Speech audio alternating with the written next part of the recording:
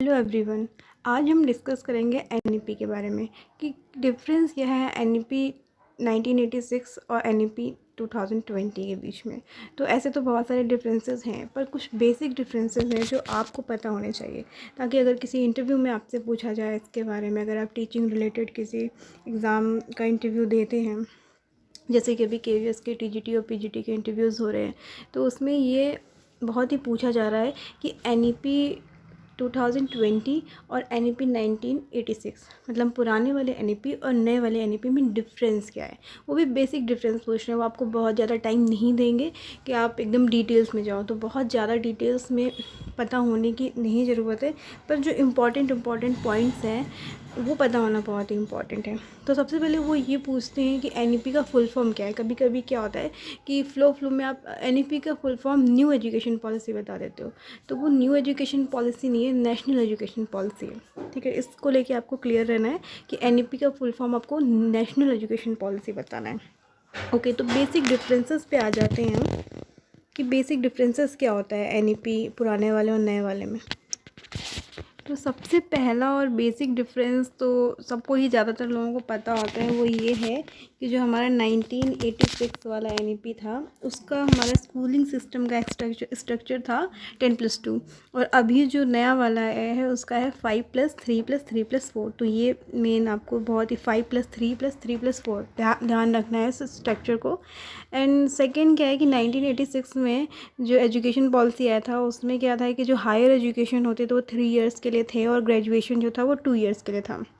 इसके अलावा एमफिल का भी एक पाठ्यक्रम किया जाता था इसके बाद। तो अब एमफिल को हटा दिया गया है नई शिक्षा नीति में, और जो हमारा ग्रेजुएशन है वो 3 से 4 साल का कर दिया गया। मतलब 3 साल का भी हो सकता है ग्रेजुएशन और 4 साल का भी हो सकता है। वहीं पे जो हमारा पोस्ट ग्रेजुएशन है उसको 1 या फिर 2 साल के लिए कर दी गई है। और जैसे कि मैंने बताया कि एमफिल को हटा दिया गया है। इसके अलावा क्या होगा कि अब हायर एजुकेशन में बहुत सारे इंट्री एग्ज़ाम्स वगैरह ये सब लागू किए जाएंगे। और न्यू एजुकेशन पॉलिसी की सबसे अच्छी बात ये है कि यदि कोई स्टूडेंट चाहे तो वो 1 सेमेस्टर की पढ़ाई कर लेता है, तो उसके बाद अगर उसे वो छोड़ देगा, या 1 साल की पढ़ाई कर लेता है और उसके बाद उसे छोड़ता है, तो उसे एक सर्टिफिकेट मिलता है। पहले क्या था कि अगर 3 ईयर का ग्रेजुएशन है आपका और आपने 2 साल तक पढ़ाई करी, तो फिर आपको उसका कोई बेनिफिट नहीं होगा अगर आपने तीसरा साल का कंप्लीट नहीं किया है।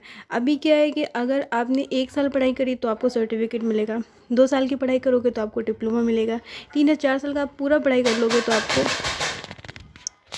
तो फिर आपको अगर पूरा पढ़ाई कर लोगे आप तो आपको डिग्री भी मिलेगी। तो ये एक बहुत ही अच्छी बात है आगे की जनरेशन के लिए। अगर किसी का बीच में एजुकेशन छूट जाता है तो वो बाद में उसे कंटिन्यू भी कर सकता है बहुत ही ईज़िली, उसको इतनी दिक्कत नहीं होगी।